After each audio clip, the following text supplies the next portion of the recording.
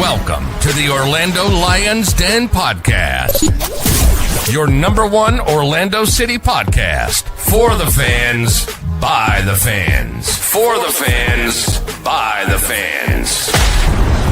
Keeping you in the know on all things Orlando City since 2018.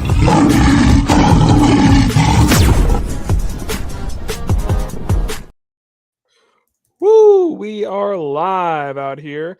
I'm getting the rest of the tweets off because we are still in the middle of our Manscaped League One fantasy football draft. Shout out Cleon, our commish over here, getting everything organized. And shout out to your champion, me. So just got to show it off, don't you? I got to show it off. It's been a couple weeks in a row that I've had it prepared and ready to go. So if you see any slowness happening on this, it's because of the fact that we're operating multiple screens and we're still finishing up the end of the draft here. Eddie might pop in later. We'll see. I'll put the belt down for right now. You guys will see it later.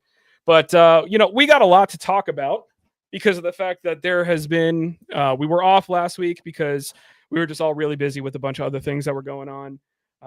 So we didn't get to talk about previewing the games against Toluca or Sporting Kansas City.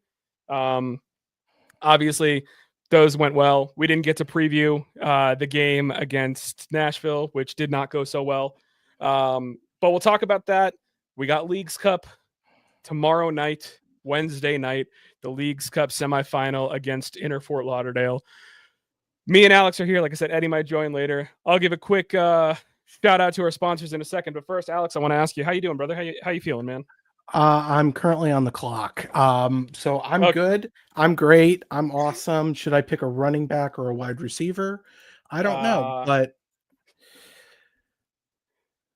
I'm drafting flexes from here on out. So yeah, gotta try and draft the high upside flexes and hope that it works out for me. Honestly, I might go second defense, to be honest. Can't draft Hunter Renfrow now because he just got cut. So anyways, while you're figuring out your pick, let's go ahead and shout out.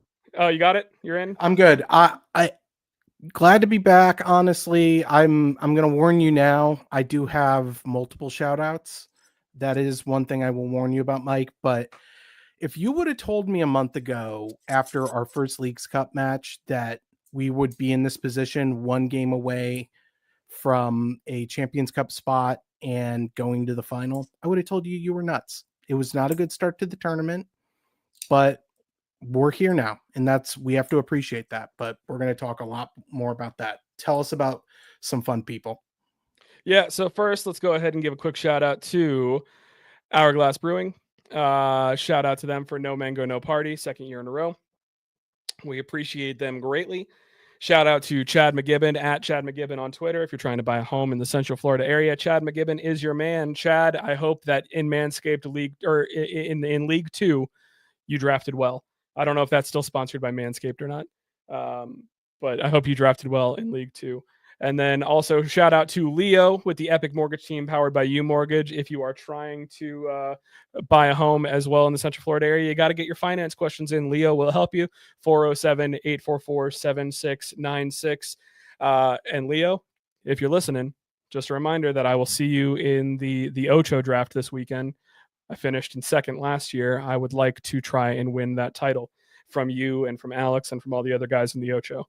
And last but not least, our man Eddie, who has drafted quite a few 49ers tonight. If you have any insurance questions, Eddie is your man with Comparion Insurance. He's got you covered. Home insurance, boat insurance, car insurance, renter's insurance, all kinds of insurance. Eddie can help you out. So shout out Eddie. QR code's on the screen.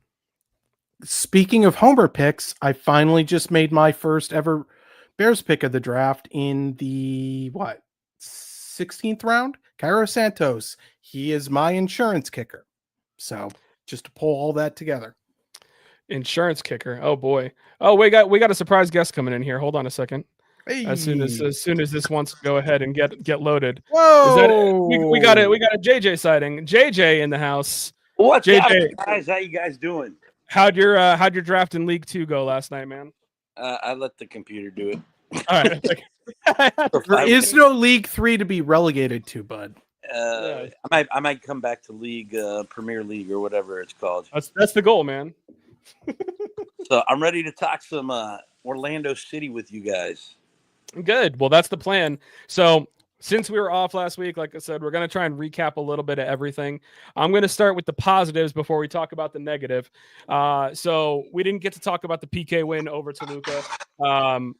The way that I looked at this game, honestly, it was kind of a rough watch. Both teams looked tired. We played some really good defense, though. So I want to shout out the team for playing some really good defense. And I have no other way to say it, but shout out to Pedro for the as Eddie would say, the K Macho moment, as I would say, the big balls moment, where he went ahead and made 2 PK saves in a row, and then looked at Ivan Angulo and said, "You stay over there, I got this," and took the PK to win. So JJ, I'm going to lead with you because I haven't heard your beautiful voice in a hot minute. How did you feel coming out of that game? Was Pedro the man in the moment? That reminded me of a game back in 2004, Portugal versus England, when the goalkeeper Ricardo had saved I think it was I don't know if it was Beckham or it was Michael Owen for England to basically go ahead in that PK. But then Ricardo saved it, and then Ricardo says, I'm going to take the PK, and the goalkeeper scored it. And that's what reminded me when I watched that Toluca Orlando City game. I was like, after I seen Ramiro go to the side, I mean, he missed that badly. I was like, man, how do you miss it? Bad miss. That was a really bad miss. And then Pedro's like, screw this. I'm going to get this damn game over with. And he did. And he scored the goal, man. A great goal. Get us into the League Cup semifinal against the Inter Flamingos down in Fort Lauderdale. So, yeah, it's great. I loved it. Yeah, I still think he should be captain, not Janssen. But he took the captain basically there and said, I'm taking it. I'm not letting anybody else screw up, and I'll take the goal. So, great job for Pedro there and Orlando City. Absolutely. You love to see it. You absolutely love to see it. You have any thoughts on the game there, Ryder? I don't even know where the balls are on an octopus, but that was such an unbelievably ballsy move. There was no recorded shots on goal for the entire match, and then he gets 2 saves and decides to just end it right then and there. We looked a little sloppy. I agree with you on that. We looked tired, looked like we were playing midweek. It was midweek, right? It was so long ago. Yeah. But we look good. And as far as the penalty shootouts go, I'm happy that we're in this position, but it scares me how it's going to lead as far as the league, but we'll talk about that later. I'm confident, but uncomfortably so. I wouldn't say that I'm uncomfortably confident, but I understand what you're saying, because obviously, that does kind of lead to some questions as far as, how the team's doing and, what we have lined up. Stop it. Well, we got some tough matchups ahead, but let's, again, keep the positives to start. 3-1 win over SKC. It was great to see Tyrese Spicer get his first start with the team and score a goal almost immediately. I want to say it was a minute and 15 seconds in. Then we got Martin Ojeda keeping his streak going. He gets an assist in the 76th minute to Ramiro Enrique. And then Nico Rodriguez kind of gets a little bit of a lucky bounce and gets his first goal for Orlando City. Sorry if you heard the very loud alert. That lets me know that I'm up to pick. I'm picking also in another league. In another league. It's okay. I'm fast. I know who I had lined up already. But you guys in your Premier League? We're doing it right now.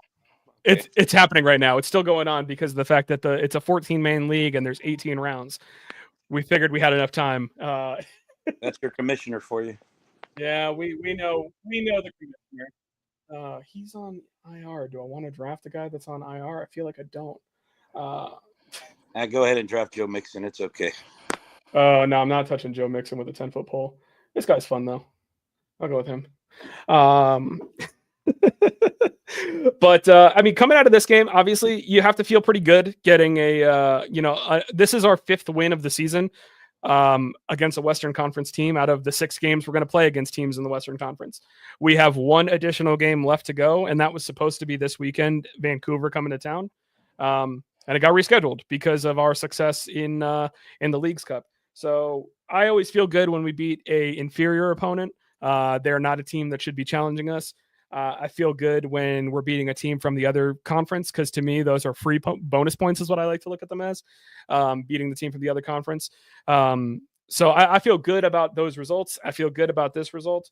It was a little bit sweaty because I want to say for the second half of the first half, we were pretty much on our back heels the entire time. But Ryder, did you have any profound thoughts on the game against Sporting Kansas City before we talk about the negatives?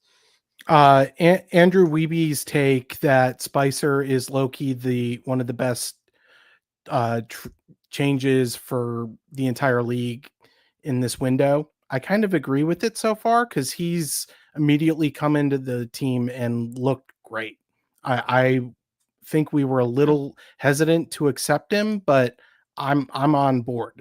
He's what we needed, getting that goal so early and against an inferior opponent. I have nothing else much to say. I do think that getting Rodriguez his goal was also a big deal, because it's going to give him confidence when he comes off the bench later in the season when we're playing a lot of matches. So I'm happy with this result. It was nice to see the amount of fans that stuck around through the 3+ hour rain delay. That was a good thing to see. It's great to have the fans that still want to stick it out. So yeah, always. Yeah, I agree. And good job. I was going to you to see if you had anything to add. Yeah, good job. Yeah. Good job, fans, for staying up. I mean, that must have been, 3-hour delay. It reminded me of the Post Malone Jelly Roll concert at the Citrus Bowl, where I saw Solo Sikoa.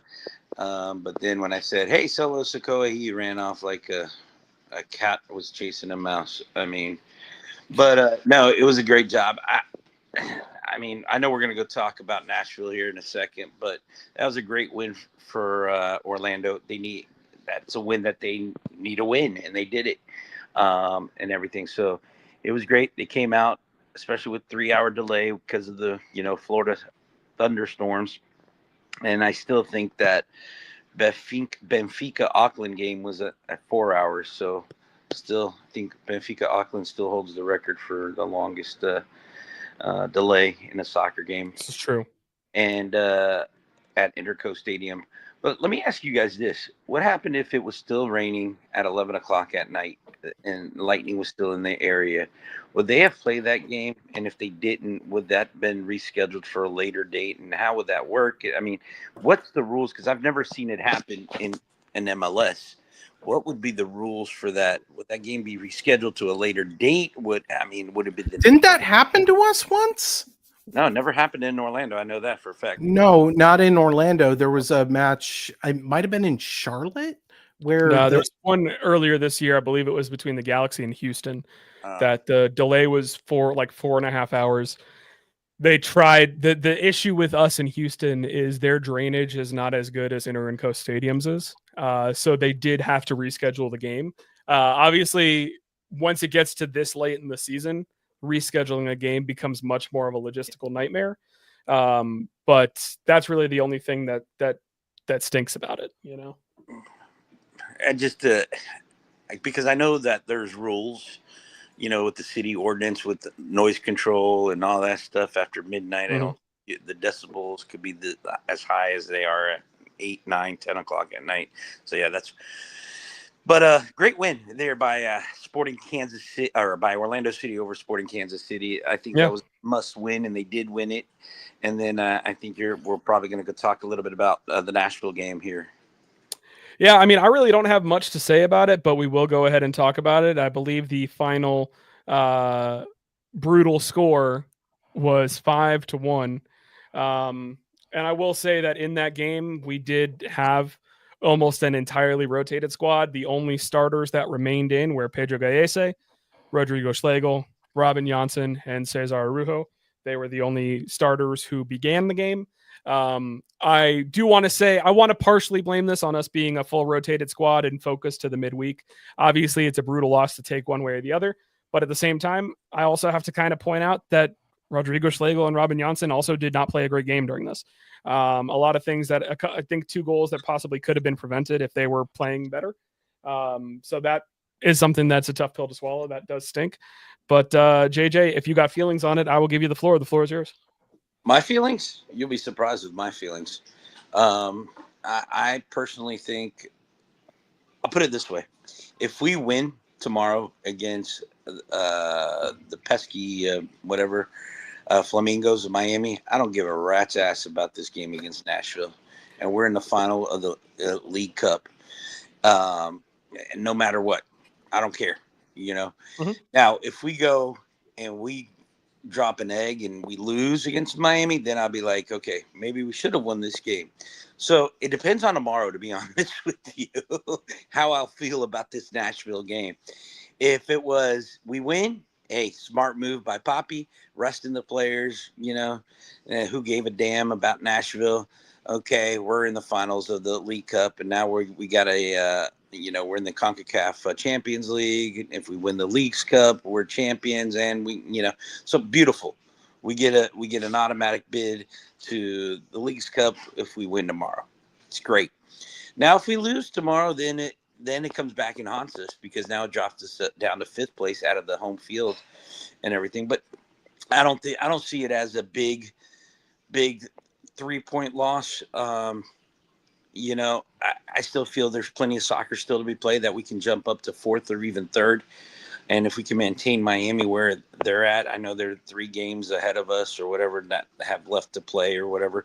But I'm not really concerned about that Nashville loss. I know what Poppy was doing, and that was to rest the players. Let's take it and let's beat Miami, and let's go 3-0 against them in the year of 2025. I mean, that's honestly, I tweeted that after the game, because a lot of people were kind of, speaking some upsettedness about it. And I was like, you win on Wednesday, no one remembers this game. Exactly. You win Wednesday. And that's the thing. I mean, you had a good point there with your tweet, Mike. And that's kind of what I'm saying here. It's like, if you know soccer and FA Cups and League Cups and Premiership and all this, you're saving. I mean, there's money involved in this League Cup. There's money that will be coming in if you make it to the final.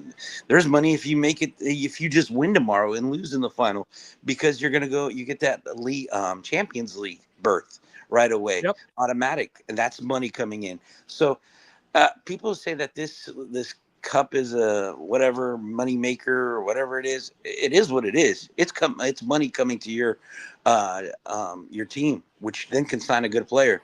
I mean, if you look at the World Cup, Club Cup, FIFA made money out of it, but also, PSG, Chelsea made a bunch load of money for winning the damn thing, and so, I mean, it's money coming it's an investment that's coming into the team.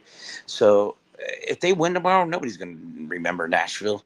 Nobody even knows where Nashville is or whatever, where they play in GDS or GDS, whatever park or whatever that is. They should have stayed in Nissan Stadium. So, so it's not big. I mean, if they lose, they lose. Then, hey, well, that hurts a little bit more because we lost that game to Nashville. But then we go and we focus on, MLS Cup and what the next trophy is going to be. Exactly. And I pretty much agree with everything there. We're going to the trophies there. You mentioned the money. Prize winnings can be converted into GAM to a certain degree, I believe. When you get into the CCC, you get additional money for GAM to build your roster out. Win this and you're in there guaranteed. Doesn't even matter if you win the Leagues Cup. You should want to win the Leagues Cup. This game is very important, though. And you make another valid point. And Alex, I don't know if you have anything to add to this, but you make a valid point in the fact that we still have another game against Nashville to go, and it's at home. we can go ahead. We gave them 3 points here. We could take the 3 points right back. Yeah. One thing to add is we will also be depriving Miami of the ability, A, to win the trophy, and B, to get that automatic berth. They then have to fight for it in the third place game. And we automatically get it, and we blank them all 3 matches we've played them this season. And that's what I want the most. Like, it's going to be nice to have that Champions Cup berth.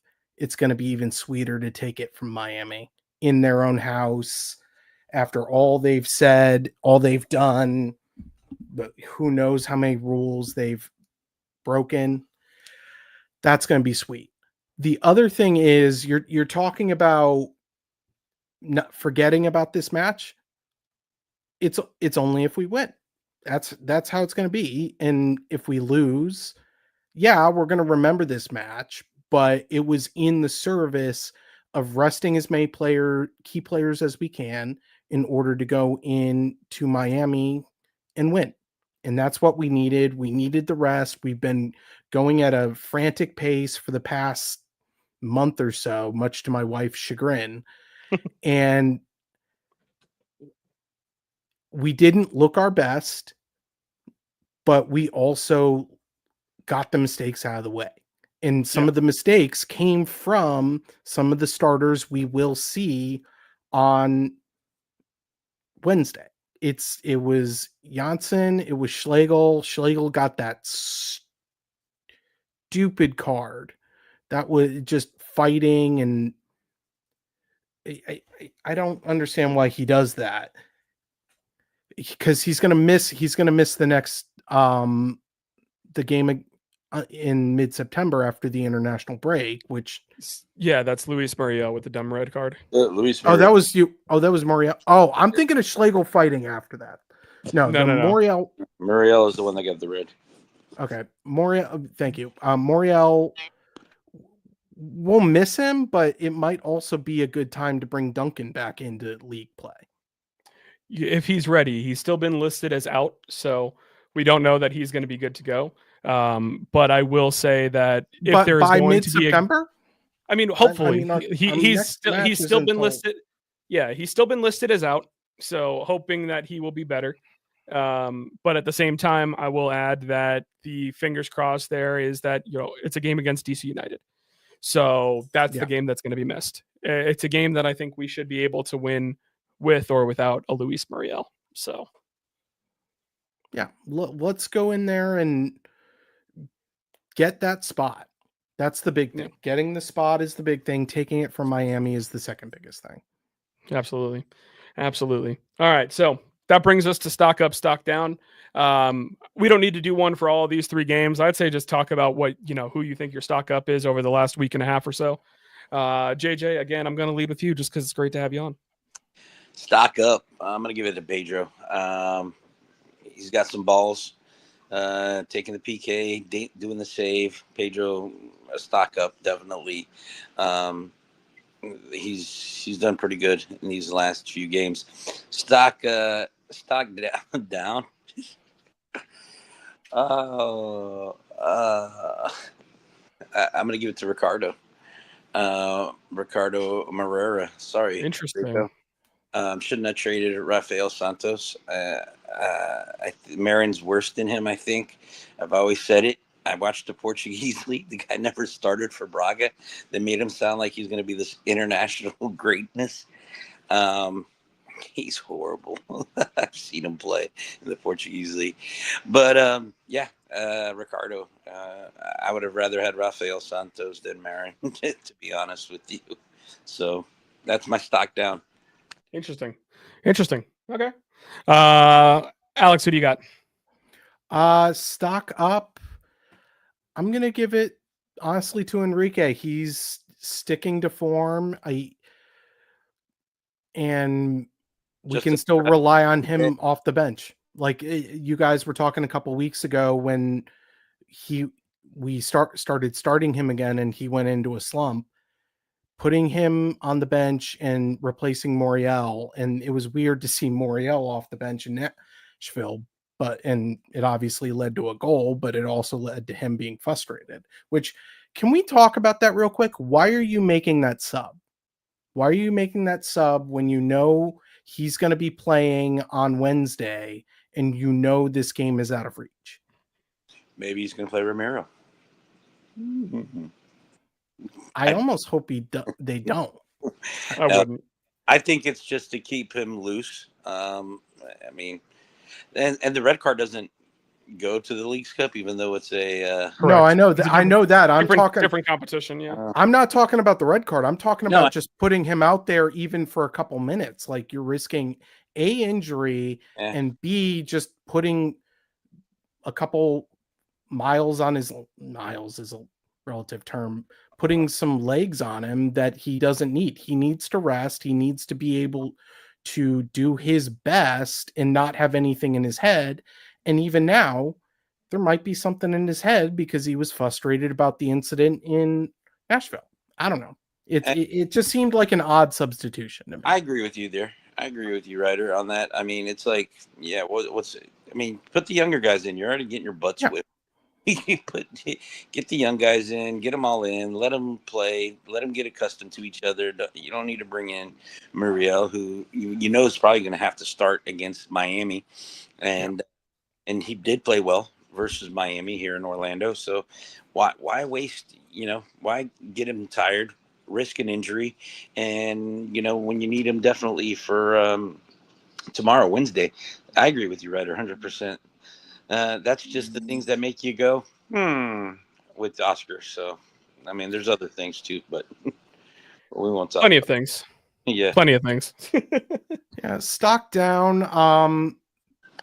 I feel bad saying it, but kind of Jansen, just because he and I know he's tired and I know he's getting older, but he looked poor against Nashville specifically. And it scares me a little bit going into Wednesday's Leagues Cup semifinal, that he is looking that tired and that worn down and he's making those kinds of mistakes. So I don't know if that's just me looking for because a lot of mistakes were made in the Nashville match, and I might be nitpicking on that a little bit, but we have to rely on the captain. And we can have that armband debate again at the end of the season. But well, I mean, I think that the team's going to look very different at the end of the season, regardless of what we win or don't win. There's a lot of bigger money options that are going to be out there, aging players. I think there could be a very different team next year. So I think that it's very much in a situation where this team, this is a win now kind of team. And I know that you don't agree with the Marine and Santos move, but I do really like the Spicer move. So to me, they balance each other out a little bit. He's another Kevin Molino 2.0, but yes. Yeah. But here's the thing is I think he was a good player when he got drafted. He just went to a terrible team in a terrible situation, so you put him in a good situation, and against Nashville, he was our best player on the field. So realistically, my stock up, I was going to give it to Ojeda, but his stock's so high right now, I don't think he could get any higher. I was going to give my stock up to Spicer, coming in and playing well. I really like it. And I'm going to give my stock down to Muriel. And it's just because the fact that, some people disagree with the fact that he got a red card. It's still a strike to the head or neck area. Like, he gets that broad head or neck area. And he smacked his forearm into that dude. That's always going to be something that you're going to get the card for. That's just a dumb play from an experienced player who shouldn't be making a mistake there. Granted, it doesn't harm us in the grand scheme of things, because I think we'll be fine against DC without him. But it's a move by a player of his caliber that he should not be making. So that's my stock down, and stock up, like I said, Spicer. I agree with what you guys said though about some of the decision making when it comes to the lineup and who played and whatnot. Things could have probably been a little bit better. I would have rather seen some players not actually get the full 90 of rest. I'm happy Ojeda got the full 90 of rest. I know a lot of us saw that little wrap that he had on his thigh against Toluca and we're a little bit concerned. Happy to report in training pictures, I do not see anything wrapped up on his thigh. So I think he's good. But yeah, So I want to go back to that Spicer talk a little bit. yeah, go for it, brother. I agree with you with Spicer. So far, I like what I've seen. I love the speed. I love where he positions himself. He kind of knows where to be. That goal against Sporting Kansas City, the ball got deflected. He was right there, perfect, to get that ball and nail it in there in the back of the net. There's other, he can beat the guy very quick. The guy's quick. I mean, he's a number one draft pick. There's a reason why he was a number one draft pick. And hey, I don't understand. You're right. He didn't work out in Toronto. I'll take it. I'll take it and put it in the system that he can work in, which looks like it's going to work here in Orlando. I love the pickup of Spicer, and that's going to be another future player for us probably, along with if we can keep Alex Freeman. I mean, we got some good young core players, Gervais, Freeman, Spicer, but I might not say Okay, I'll take Freeman out. All right, Gervais and Spicer. It's happy. Yeah, I was gonna say, as we know about Freeman at this point, still have not heard any new updates outside of the fact that there's a U22 contract out there for him. Does not look like he has intentions of signing it. There's been talk about a move to Villarreal. But then again, Duncan wasn't going to sign either. And what did he do? He ended up signing. So I will say, talk, give me more money. You okay over there, Ryder? I just muted. I muted him because he was making noise. I will say the slight difference between the two there is obviously he signed the deal after his move collapsed. Correct. So I think that's going to be the difference when it comes to the two of those. Hey, he goes to Villarreal. I'll give it to him. That's a great, La Liga. That's a great. I mean, it's a middle to upper class team. It's a great move if he ends up in there in Villarreal. And just to add on to that too, former MLS player Tejon Buchanan's with them this year, and he got a hat trick over the weekend. Yeah, I have him so in the Spanish league. There you go. All right, so that brings us to, like I said, no updates on Freeman. If he was to make a move, I kind of hope that it does happen soon because there's going to be a loan back most likely if it happens. I'd rather just go ahead and get it done sooner rather than later, so that way it's not a distraction. Maybe we'll find out it gets done during the international break. But that's probably why they're not talking about it. All things considering, we're in a really busy week for the club. So let's go ahead and talk about. Doesn't it end in about a week? It does, but realistically, they could probably do like a pre-agreement or something like that because he's going to get loaned back to us anyways. Because realistically, if he makes the move right now, he's not going to get the playing time that he needs leading up to the World Cup to try and make the roster. So I think that no matter what, I still think that's the best move for him is getting a move made and then an immediate loan back because he can't integrate in that amount of time into any club. Correct. But yes, he did. He did also just get called up. So again, shout out Alex, the international break that's happening here at the beginning of September. He's back with the U.S. men's national team. And now he's got more competition because Serginho Dest is also called up for this. So Serginho Dest is the presumed starter at right back. Let's see if Freeman can challenge him. So, but Dest can also play left back. So I really am kind of curious to see how that goes. But again, important week for the club. We are going back down to Fort Lauderdale and Chase Stadium to take on Inter Miami. Rumors out there right now is that Jordi Alba and Lionel Messi have both returned to team training this week. But we went down there and beat them 3-0 with those two clowns playing.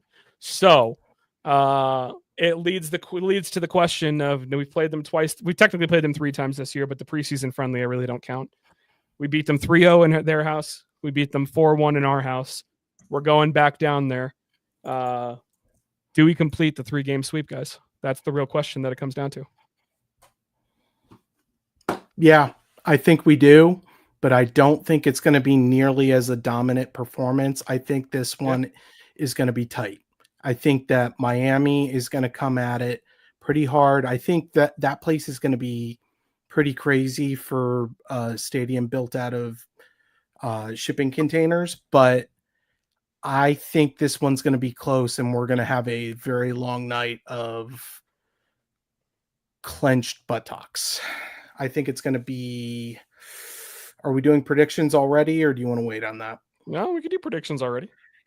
I think that we're going to complete the sweep, but I think this is going to go to. There's no extra time. It's still the 90 minutes.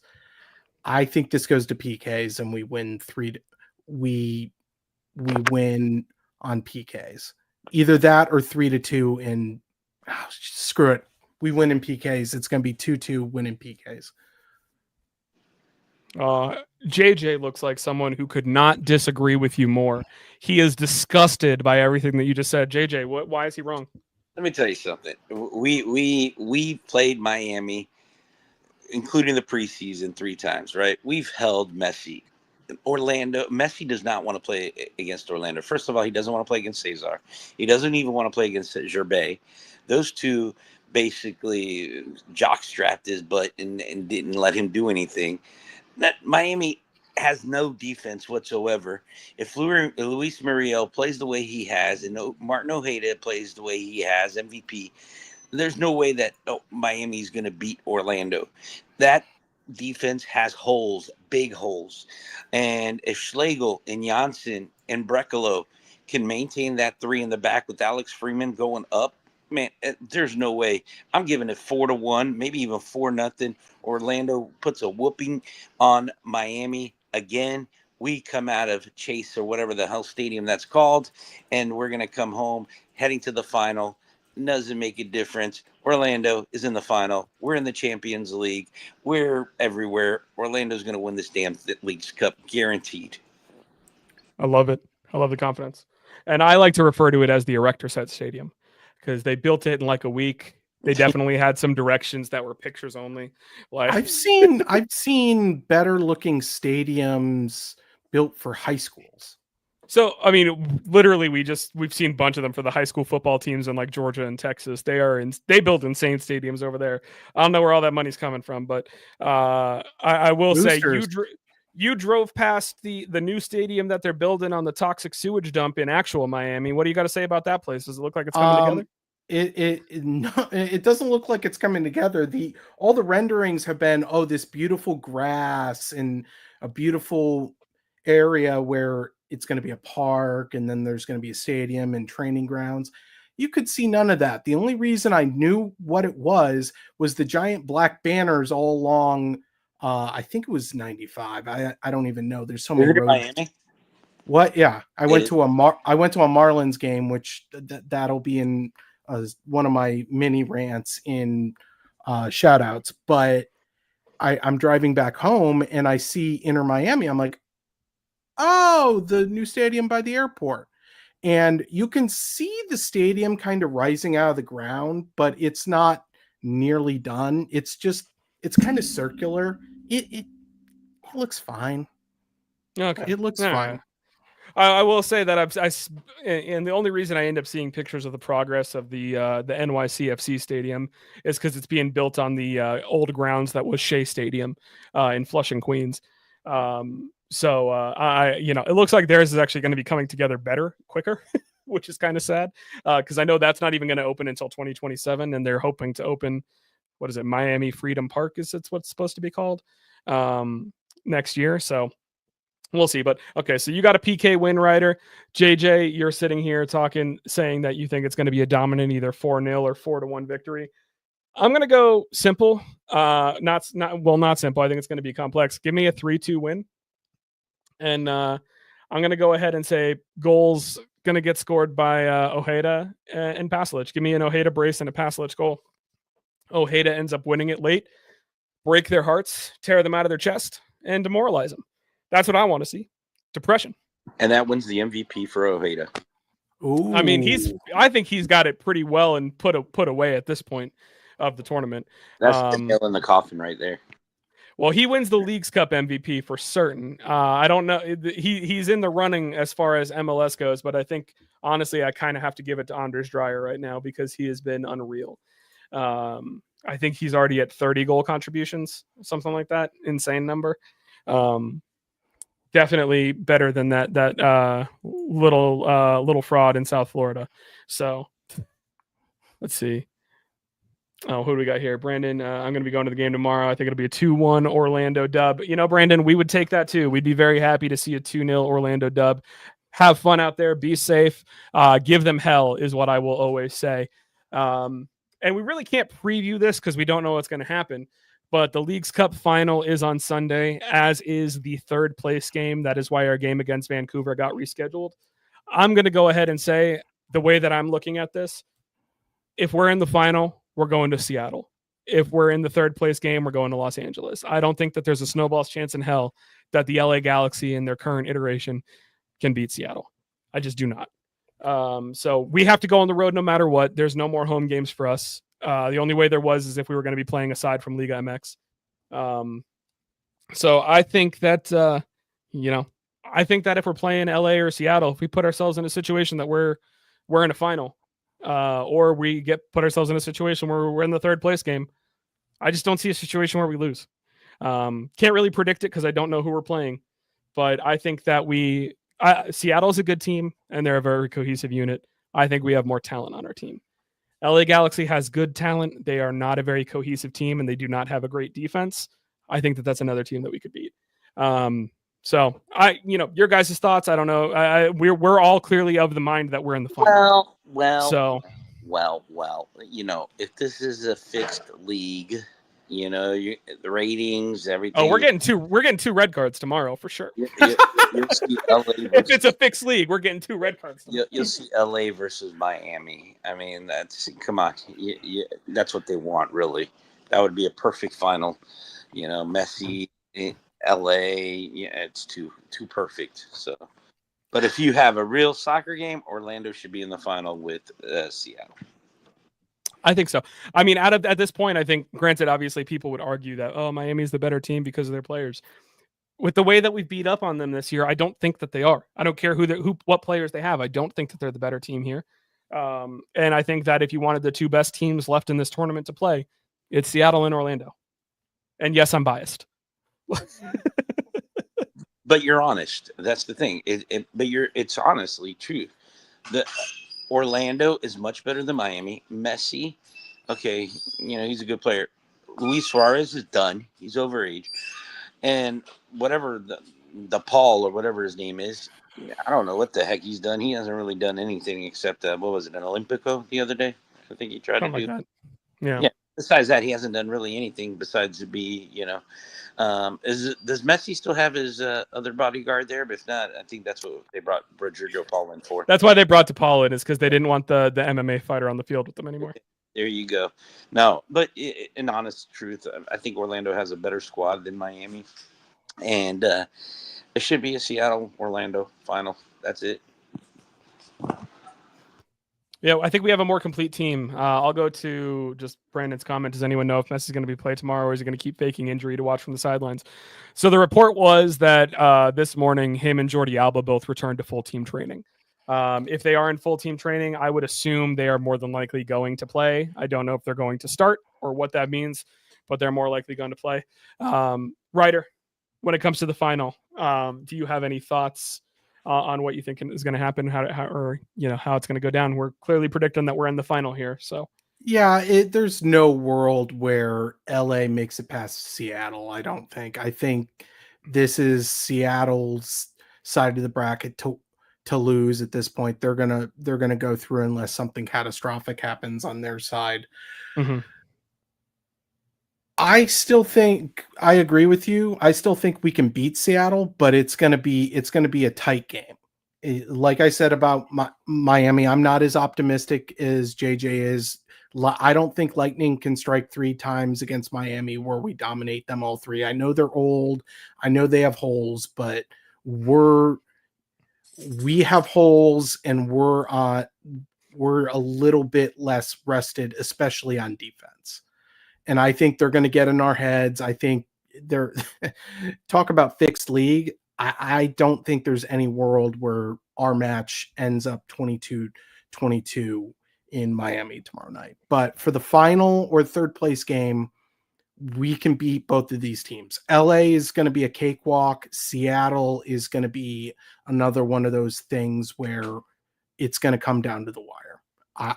LA, I can see a 3-1 win in Carson. In Seattle, where I'm actually going to be, and not even a week later, I can see a 2-1 win.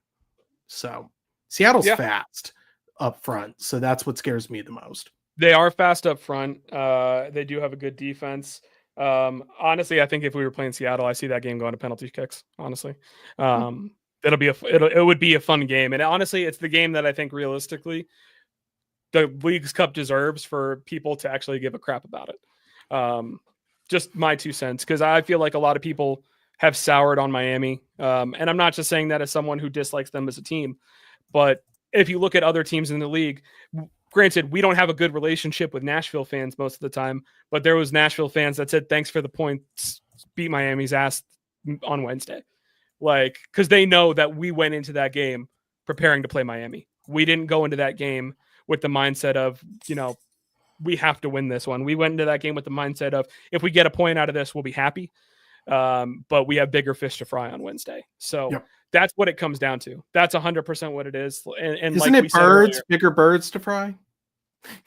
Yeah, I mean, big birds. We're frying the big herons for sure.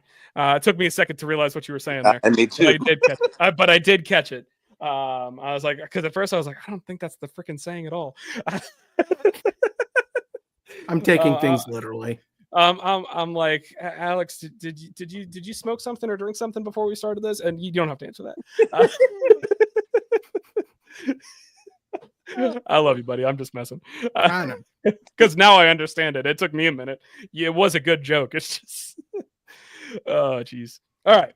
So we are all feeling good going into the Leagues Cup. The team should be pretty well rested because of the full rotation. All it comes down to now is getting the job done. So let's get the job done in South Florida. But before we do that, we have some things to go ahead and shout out. So JJ, I'm going to go to you first with any shout outs you have, because I think Alex has a storybook that he's got to go through. It's not really a storybook. But we're getting through the pod. We're getting through the pod early because you said you had a lot of shout outs. So I wanted to make sure I had at least 10 minutes for you. So shout out to football season starting. Loving it this weekend. Go Noles. Florida State, baby. Florida State. Mm-hmm.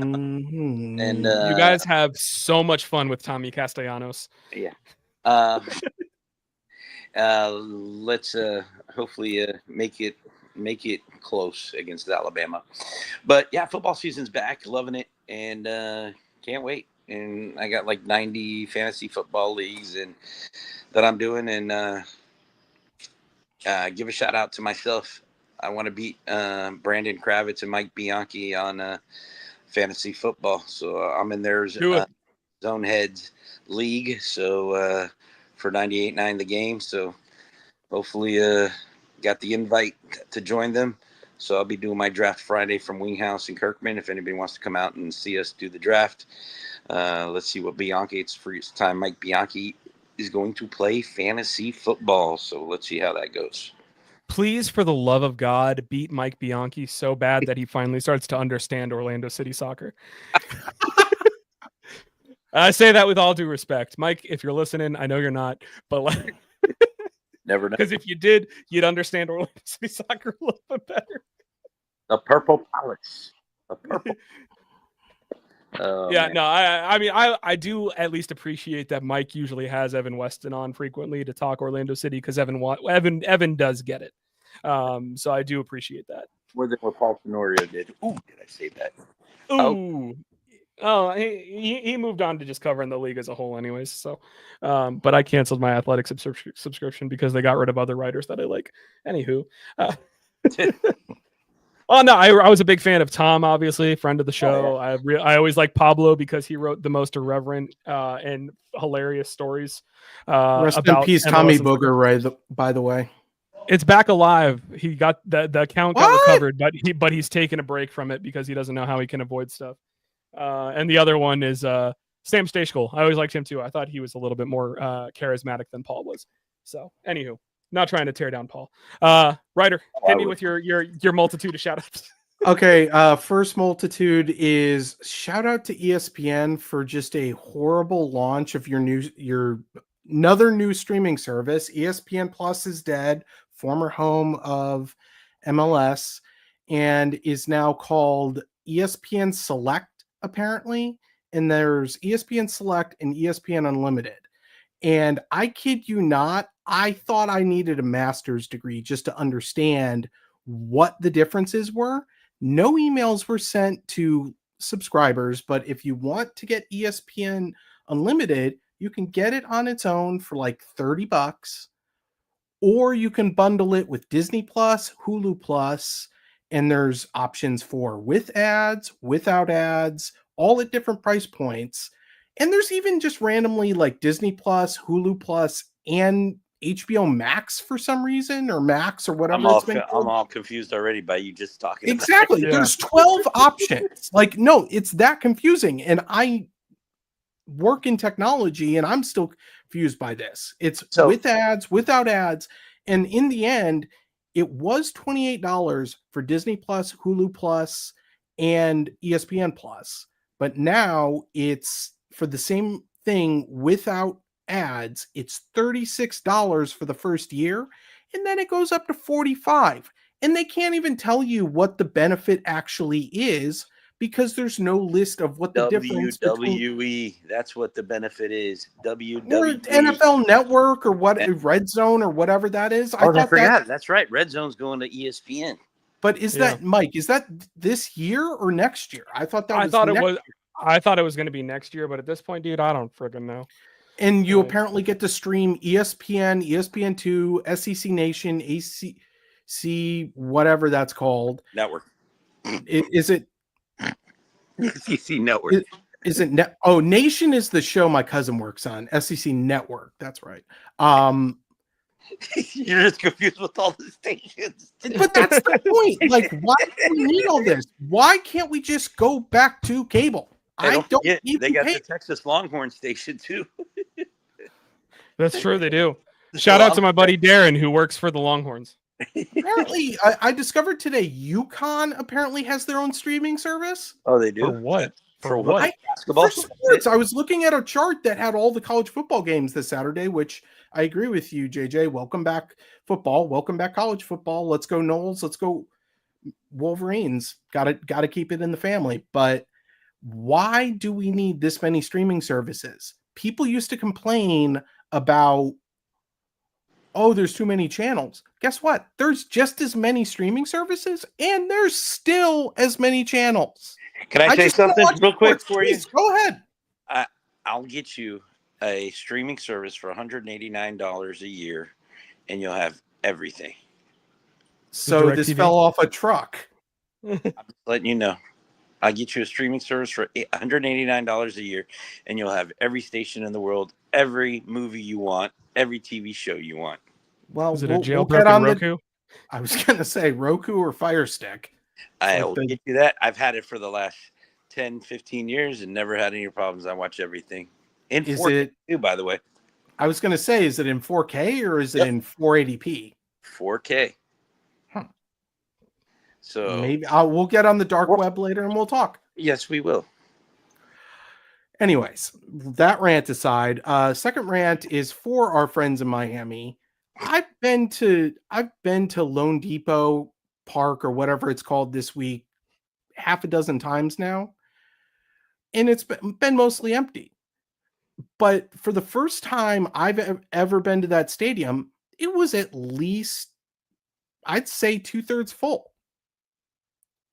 I don't know why, but it was full on a Saturday, and I drove from my house to the stadium in an hour and 45 minutes. That's actually pretty good for crossing the alley. It took me another hour to get from the end of the exit for the stadium to my parking spot. How do you build a stadium in a place where you're not going to be able to get the people competently to their parking into their seat? The parking lots are all around the stadium. Why can't we just get to the stadium? It was ludicrous to me. Who are they playing? The Cubs?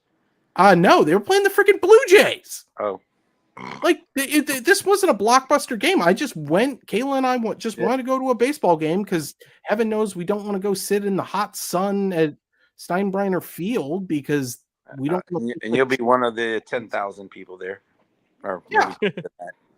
Yeah, but again, that's a typical Rays game. I love the Rays, but that's a typical Rays game.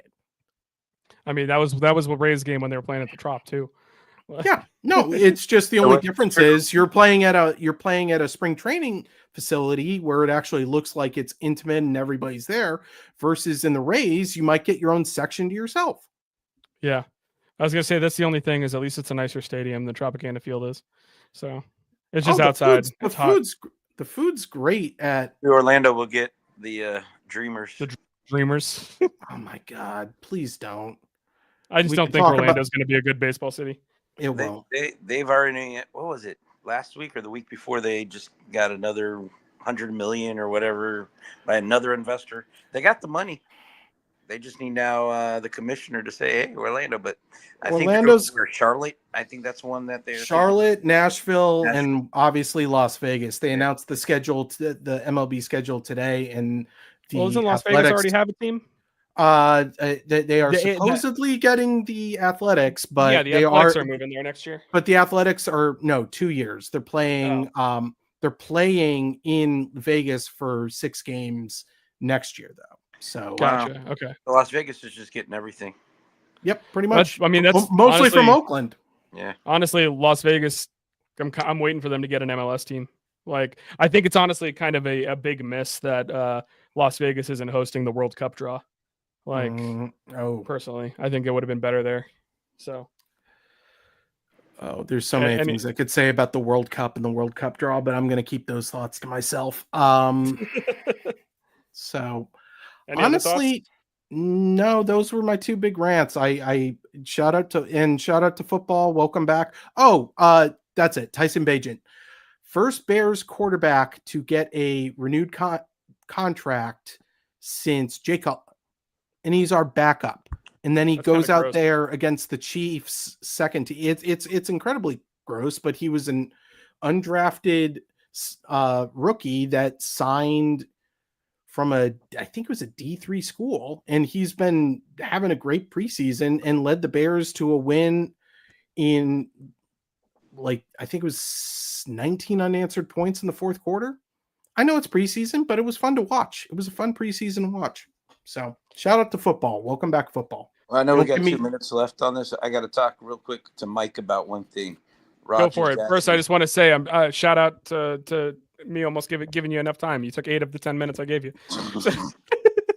What you got for me, JJ? So, what's your thoughts about Raja Jackson beating up on that wrestler? I know you're a wrestler guy. I'm a wrestler guy. I saw that. I just think it's kind of messed up that the wrestler did what he did and thinking this guy's a worker. Here's my thing. Okay. I agree that wasn't good, but the rest of the video of that showed him apologizing to him because it was confusion and he didn't realize it. He understands that there was disrespect that was there. And he apologized because he's like, I thought you were a worker. My bad. I thought that, we're always working. That was basically what he said. The stuff that Raja said before he went into the ring is very incriminating.